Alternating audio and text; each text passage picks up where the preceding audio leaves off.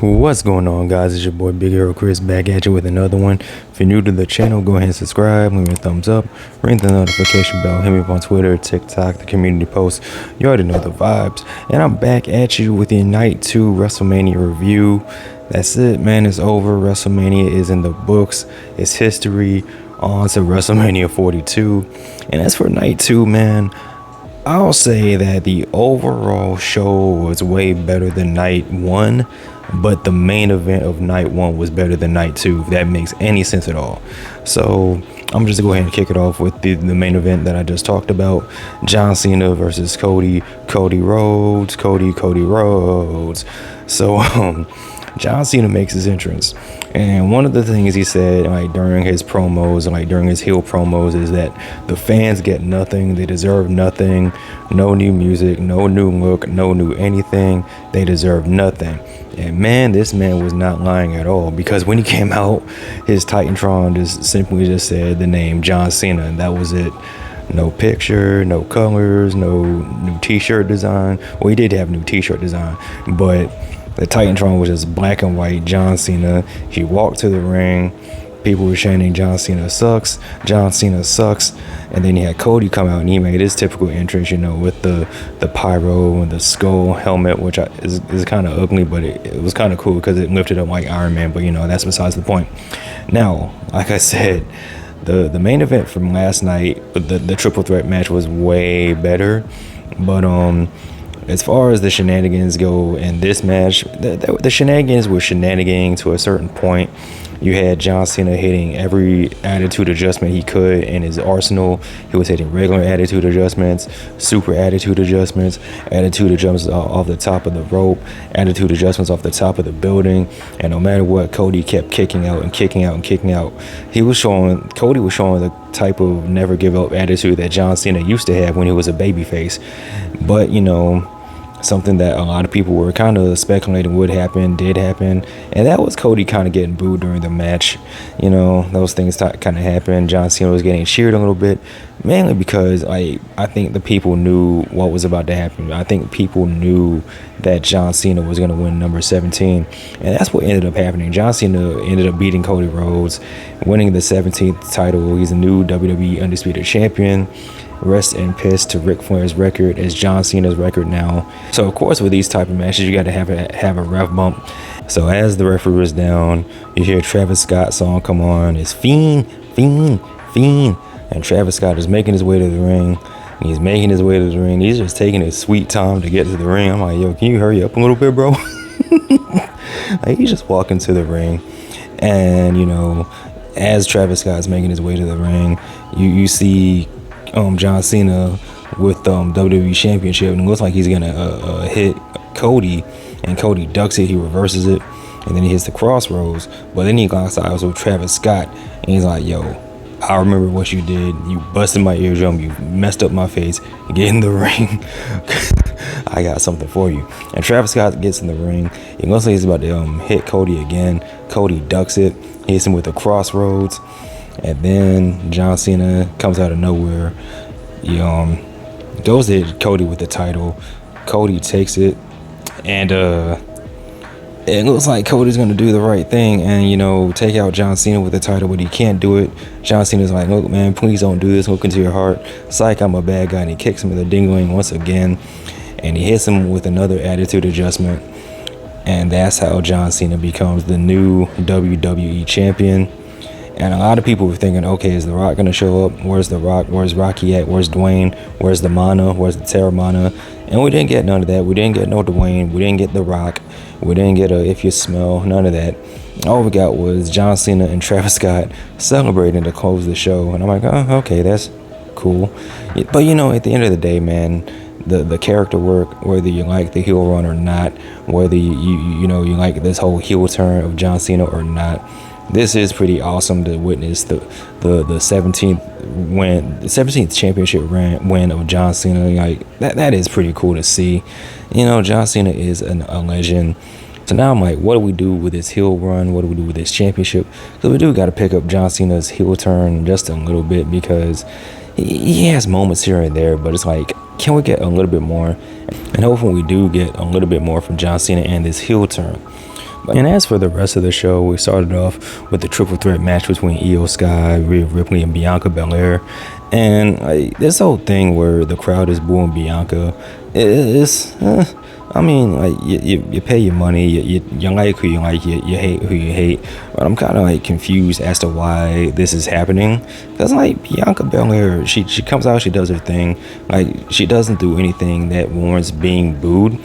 Like, the only thing that can, I guess, could justify like the crowd kind of turning on her is like the fact that it is the same character, and you haven't really had much of a character shift, and maybe the fans are ready for something else.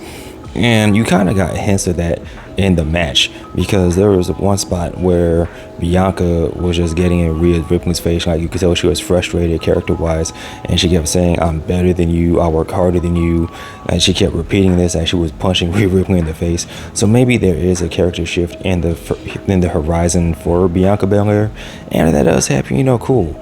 And I low-key hope she does turn heel and she has like a John Cena moment where she doesn't listen to the fans, because they keep breaking her off with some disrespect. So I feel like Bianca should return the favor in kind. But as for the match though, this triple threat match, it was a hell of a way to open up night 2. As this match is going on, I'm like, yeah, this is already better than night 1. Like, you have Io Sky doing her thing, like you have Bianca and Rhea doing the power stuff. Ultimately, it came down to Io hitting the moonsault and pinning Bianca Belair. So Bianca's streak is officially over. She's finally been defeated at WrestleMania. I think she's like 5-1 or something like that. So maybe that can be something that adds to her character a little bit more, and maybe that facilitates the heel turn. I don't know, but leave Bianca alone. She's awesome. She's the EST. But yeah.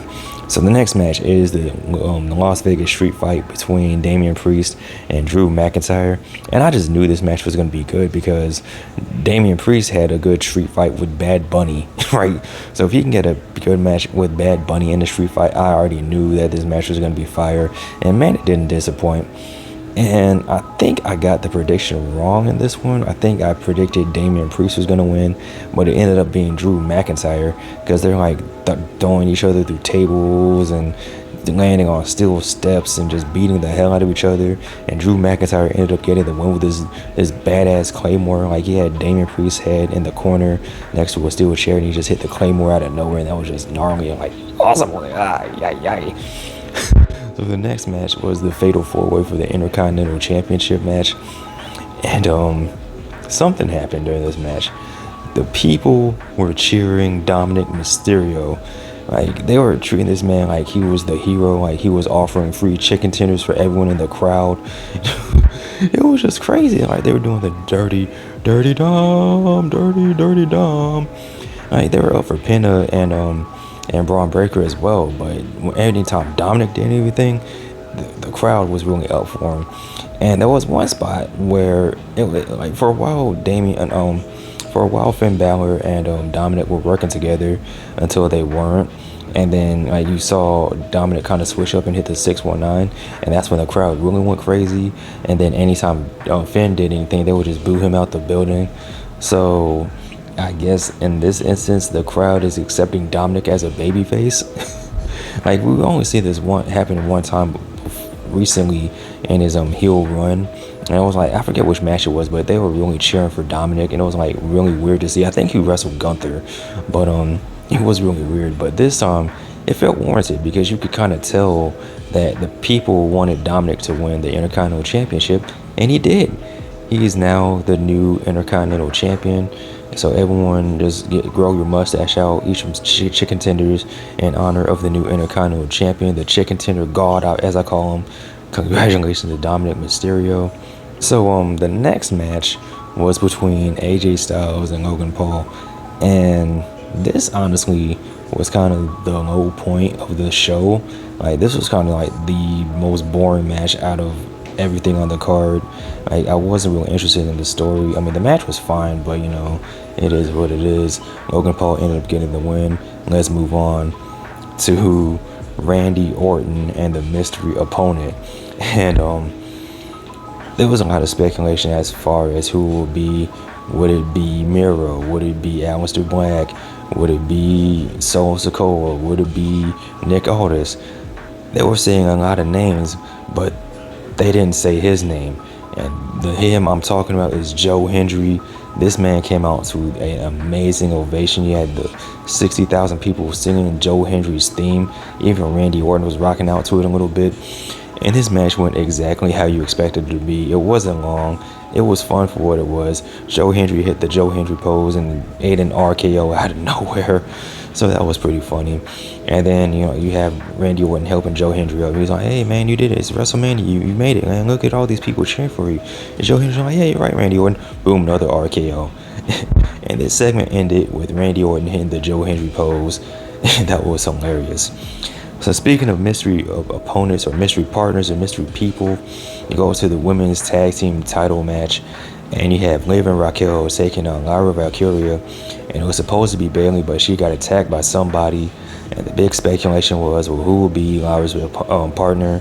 And you pretty much knew who it was. Like, once Bayley was ruled out of the match, you kind of put 2 and 2 together and equal 22. And it was the return of Becky Lynch. And, I understand it.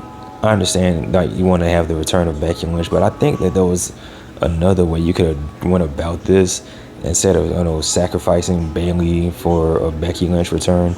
Like, you could have had this and done something else. Like, you could have, I don't know, had Bayley wrestle on NXT, or I don't know. But the fact that you advertise Bayley wrestling a tag team match, like, this woman won the Royal Rumble last year. She was wrestling for the WWE Women's Championship and she won just to be treated like this. It's kind of lame, man. I wasn't feeling that. And I know it's not Becky Lynch's fault, but yeah. So with that being said, we have new tag team champions. So, good for Becky Lynch and Lyra Valkyria. Lyra 2 belts. So yeah, man. But overall, WrestleMania, as an overall show, it was fun.